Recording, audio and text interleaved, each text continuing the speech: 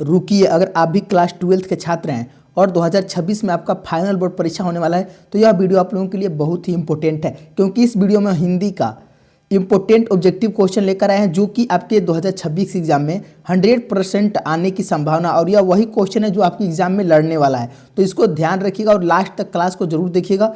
चलिए क्लास को स्टार्ट करते हैं, एक एक क्वेश्चन को अच्छे से समझिएगा। पहला क्वेश्चन कह रहा है कि उसने कहा था, कहानी के लेखक कौन है। एकदम VVI क्वेश्चन है बाबू, यह क्वेश्चन जरूर लड़ेगा, ध्यान रखिएगा। तो उसने कहा था, कहानी के लेखक कौन है। प्रेमचंद्र हैं, चंद्रधर शर्मा गुलेरी जी हैं, जयशंकर प्रसाद हैं कि महादेवी वर्मा हैं। तो पहला का आंसर हो जाएगा ऑप्शन बी, चंद्रधर शर्मा गुलेरी जी, यानी ऑप्शन बी। जिन जिन बच्चों का आंसर आ रहा है बिल्कुल सही आंसर है, ऑप्शन बी को ध्यान रखेंगे और लास्ट तक बने रहिएगा बाबू, बीच में क्लास मत छोड़िएगा। चलिए दूसरा का आंसर लगाइए। कह रहा है उसने कहा था, कहानी की शुरुआत किस स्थान से होती है। तो उसने कहा था जो कहानी की शुरुआत है दिल्ली से होती है, अमृतसर से, लखनऊ से कि कानपुर से। तो याद रखें कहाँ से कहानी की शुरुआत होती है, अमृतसर से होती है। ऑप्शन बी एकदम आपको याद कर लेना है। चलिए अगला क्वेश्चन देखते हैं, तीसरा प्रश्न। क्वेश्चन नंबर 3 कह रहा है कि लहाना सिंह ने किस लड़की को टांगे के नीचे आने से बचाया था। तो सूबेदारनी को, किस लड़की को टांगे के नीचे आने से बचाया था, सूबेदारनी को बचाया था। ऑप्शन ए आपको याद कर लेना है। और अभी तक अगर आप लोग वीडियो को लाइक नहीं किए तो एक बार आप लोग सारे बच्चे लाइक कर लेंगे, क्योंकि वो बहुत सारे बच्चे क्लास तो करते हैं लेकिन लाइक करना भूल जाते हैं। आप लोग लाइक कर लेंगे और चैनल को जरूर सब्सक्राइब कर लेंगे और वीडियो को जरूर शेयर करेंगे अपने दोस्तों के पास। चलिए नेक्स्ट क्वेश्चन कह रहा है कि लहाना सिंह ने लड़की से कौन सा प्रश्न बार बार पूछा।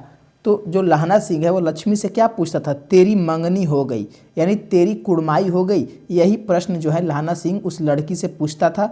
ऑप्शन ए आपका सही हो जाएगा, ऑप्शन ए को याद कर लेंगे।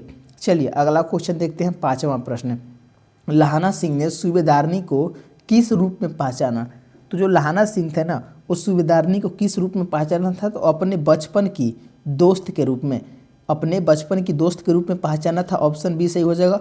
यह भी VVI क्वेश्चन है, इसको भी याद कर लेंगे। चलिए अगला क्वेश्चन कह रहा है, छठवां प्रश्न कह रहा है कि जयप्रकाश नारायण किस आंदोलन में शामिल हुए थे। बताइए तो जो जयप्रकाश नारायण थे असहयोग आंदोलन में शामिल हुए थे, बिल्कुल सही है। सविनय अवज्ञा आंदोलन में भी, भारत छोड़ो आंदोलन में भी, यानी उपयुक्त सभी हो जाएगा। ऑप्शन डी आपको याद कर लेंगे। ये सब क्वेश्चन याद कर लेंगे बाबू, क्योंकि ये हर जगह क्वेश्चन नहीं मिलता है। ये सब बहुत ही इंपॉर्टेंट क्वेश्चन करवाते हैं हम आप लोगों को। 7 क्वेश्चन कर रहा है, जयप्रकाश नारायण ने कौन सा दल गठित किया था।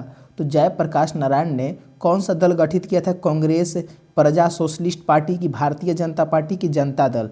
7 के आंसर क्या हो जाएगा, तो याद रखेंगे प्रजा सोशलिस्ट पार्टी का गठन किया था। ऑप्शन बी आपका सही हो जाएगा, इसको ध्यान रखेंगे। चलिए अगला क्वेश्चन देखते हैं, 8वां प्रश्न। क्वेश्चन नंबर 8 कह रहा है कि जयप्रकाश नारायण को कौन सी पुस्तक मिला था।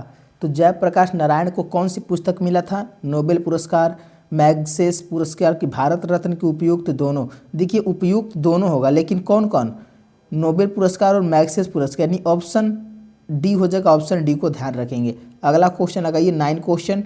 जयप्रकाश नारायण ने अमेरिका में से किस विषय में पढ़ाई की थी। तो जो जयप्रकाश नारायण थे वो अमेरिका पढ़ने के लिए गए थे, लेकिन वो किस विषय में पढ़ाई की थी, तो समाज शास्त्र में। 9 का आंसर क्या हो जाएगा, ऑप्शन सी हो जाएगा, समाज शास्त्र में पढ़ाई किया था। ऑप्शन सी को याद कर लेंगे, एकदम VVI क्वेश्चन है, यह जरूर आपके एग्जाम में लड़ेगा, ध्यान रखिएगा। 10 का आंसर लगाइए, जयप्रकाश नारायण के निधन कब हुआ था। कमेंट करिए तो।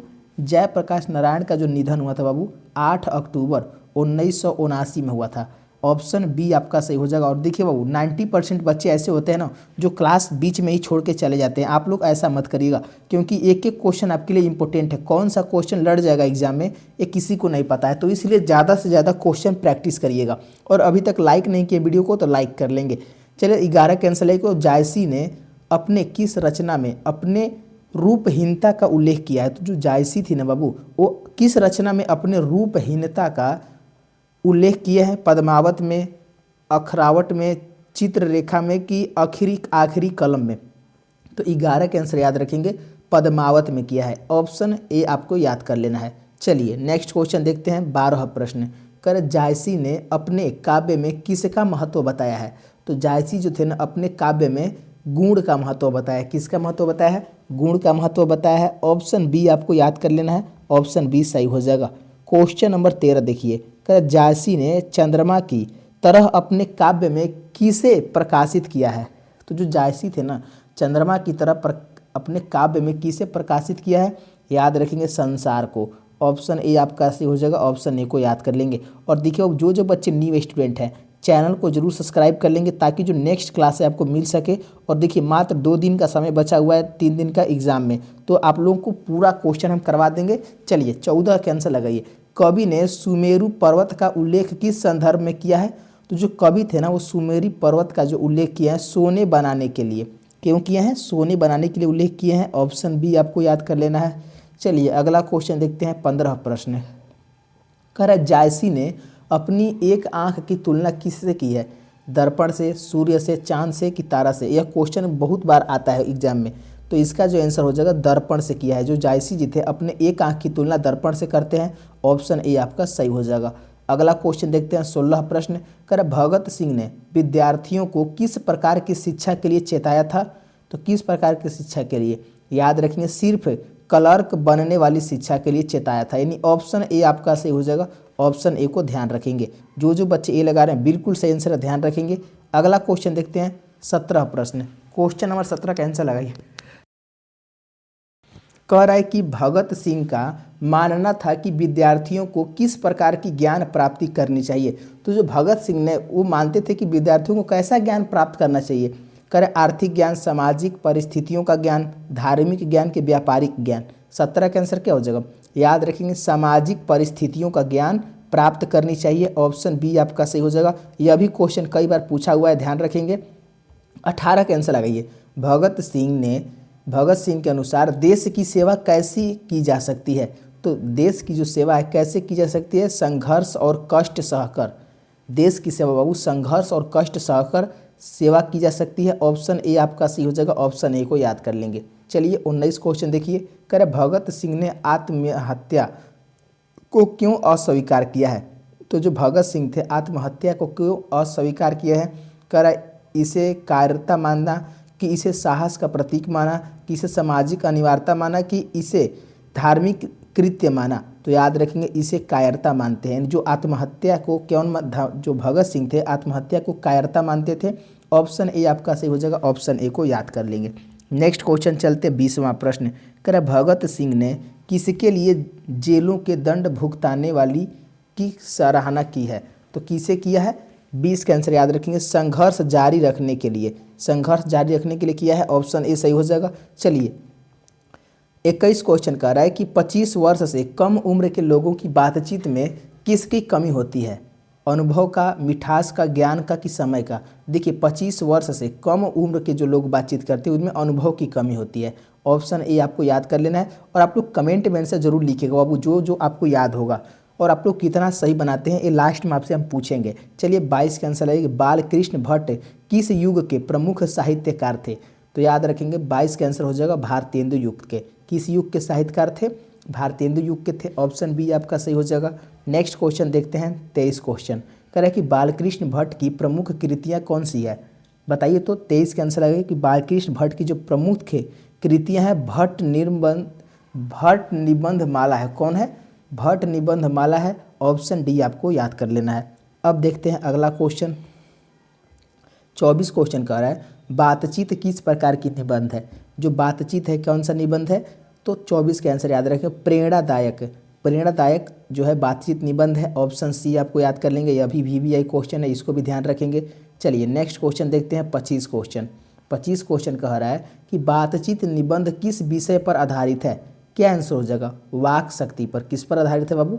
वाक शक्ति पर आधारित है। ऑप्शन ए आपका सही हो जाएगा। इसको भी याद कर लेंगे। चलिए देखिए क्लास को लास्ट तक देखिए, बीच में मत गैप करिएगा बाबू, क्योंकि बहुत सारे क्वेश्चन जो होते हैं इंपॉर्टेंट करवा रहे हैं, जो कि लास्ट में आपको इंपॉर्टेंट क्वेश्चन है। चलिए 26 का आंसर है कि नारी की पराधीनता का संक्षिप्त इतिहास कब से शुरू हुआ? क्या आंसर हो जाएगा?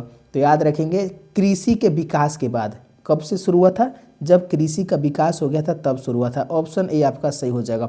अगला क्वेश्चन देखते हैं। 27 क्वेश्चन कह रहा है कि पुरुष किसे कमजोर दिखाने के लिए नागिन जैसा शब्दों का उपयोग करता है? स्त्री को, देवता को, अन्य पुरुषों को कि समाज को? याद रखेंगे स्त्री को कमजोर दिखाने के लिए नागिन का प्रयोग करता है वो। ऑप्शन ए आपका सही हो जाएगा। ऑप्शन ए को याद कर लेंगे। 28 क्वेश्चन कह रहा है कि दिनकर जी की किसकी आलोचना से दुखी थे? दिनकर जी किसकी आलोचना से दुखित थे? प्रेमचंद्र की, रविन्द्रनाथ टैगोर, प्रसाद के, उपयुक्त सभी हो जाएगा। तो उपयुक्त सभी हो जाएगा, ये सभी की आलोचना से दुखित थे दिनकर जी, यानी ऑप्शन डी आपको याद कर लेना। जिन जिन बच्चों का डी आंसर आ रहा है बिल्कुल सही आंसर है। चलिए 29 क्वेश्चन कह रहा है कि बुद्ध ने नारियों को बौद्ध धर्म में प्रवेश की अनुमति क्यों दी थी? बताइए तो क्यों दिया था? तो याद रखेंगे वो बाबू उन्हें मोक्ष दिलाने के लिए। क्यों? उन्हें मोक्ष दिलाने के लिए वो बौद्ध धर्म में नारियों की प्रवेश की अनुमति दी थी। ऑप्शन सी सही हो जाएगा, इसको याद कर लेंगे। चलिए 30 कैंसिल आ गई। तो कह रहा है कि दिनकर जी के अनुसार कौन सी शक्ति नारी में अधीन होती है? तो कौन सी शक्ति नारी में अधीन होती है? तो सहिष्णुता, सहिष्णुता की शक्ति उनके अधीन होती है, अधिक होती है, ध्यान रखेंगे। ऑप्शन बी आपका सही हो जाएगा। बताइए 30 क्वेश्चन में आप लोग कितना सही किए? सारे बच्चे कमेंट में लिख कर ही जाइएगा। जो बच्चे 25 से ऊपर सही किए बाबू उनका एग्जाम में अच्छा मार्क्स आने वाला है, ध्यान रखिएगा। और अभी तक जो लाइक नहीं किया बाबू आप लोग लाइक कर लेंगे, क्योंकि बहुत सारे बच्चे लाइक नहीं करते, ऐसे ही चले जाते हैं। और जो न्यू स्टूडेंट होंगे चैनल को सब्सक्राइब कर लेंगे, ज्ञान ऑर्बिट चैनल को, ताकि नेक्स्ट क्लास भी आपको मिल सके। और अपने अपने दोस्तों को जरूर शेयर करिएगा। तो मिलते हैं अगले क्लास में। धन्यवाद दोस्तों, जय हिंद दोस्तों।